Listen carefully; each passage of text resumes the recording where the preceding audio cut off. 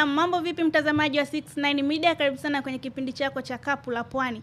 Kipindi hiki bana kinaruka kuanzia Jumatatu mpaka Ijumaa, muda na wakati ni ule ule 5 kamili mpaka 8 kamili za mchana. Utakuwa nami dereva wako anaitwa Madam Shu, mara mwenye sauti yangu mjini, na leo tutakuwa na vipengele viwili. Kwanza jiko letu, kama kawaida jiko letu tunakuwa na mapishi mbalimbali, na leo tutakuwa na pishi la pilau kuku, na unajua kama kawaida pilau la Uswahilini. Kaa hapo usibanduke uweze kujifunza, maana yake mwanamke jiko.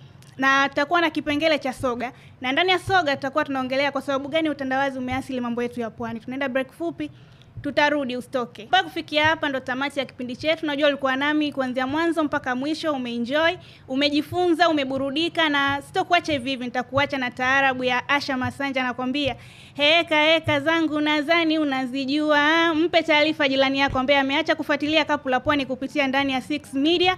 Kesho nao ni siku, kama ndo unafungulia TV yako sasa hivi basi usikasilike.